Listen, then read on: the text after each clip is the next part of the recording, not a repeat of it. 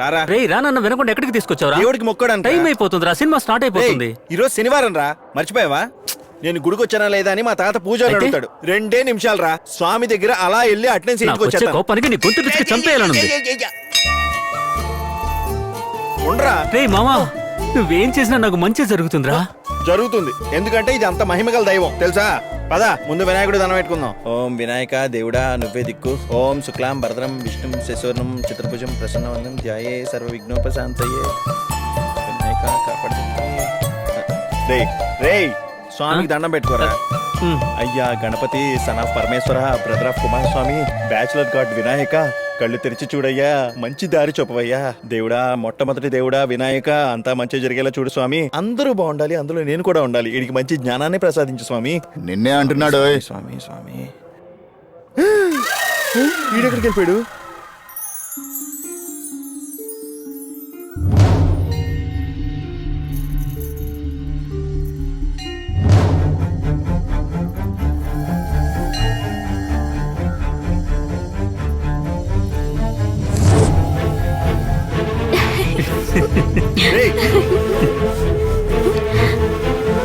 అయ్యో రేయ్ అరుణాచలం వచ్చేసాడుగా, నేను వెళ్తున్నాను. ఏయ్ మీనాక్షి ఆగు, వెళ్ళిపోకు. ఏయ్ రేపు మాట్లాడుకుందాం. బుర్ర తక్కువ ఎదవా. రేయ్ ఏం జరుగుతుందిరా ఇక్కడ? చూస్తే తెలియట్లా? లవ్ లవ్వా?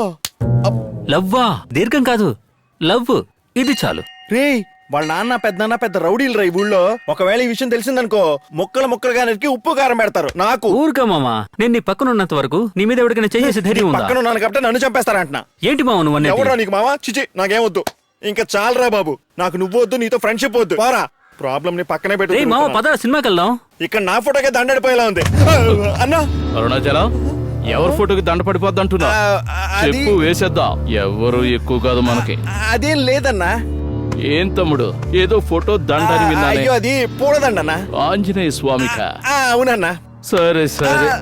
సరే అన్న. కుర్రోడు భలే భయస్తుల్లా ఉన్నాడే.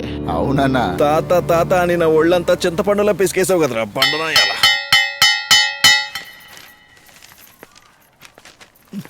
త్వరగా ఇవ్వండి సార్, క్వశ్చన్లు చూడగానే ఆన్సర్లు తన్నుకుంటూ వచ్చేస్తున్నాయి. మర్చిపోయేలా ఉన్నాను.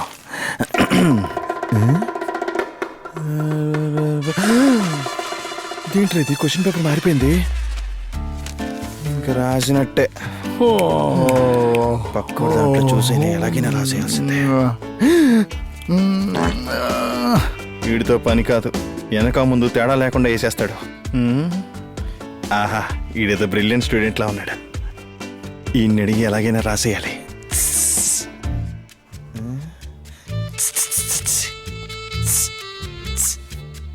ఒకసారి పేపర్ ఎవరో రాసుకుని ఇచ్చేస్తాను ప్లీజ్ రా. అర్థం అవ్వలేదనుకుంటా.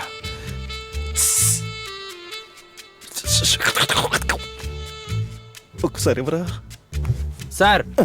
సారా? ఏంటి బాబు? ఒక అడిషనల్ పేపర్ ఇవ్వండి. ఏంట్రా భయపెట్టావు కదరా. ఈడే రాసి ఇచ్చేస్తాడేమో మనకి. వెయిట్ చేద్దాం.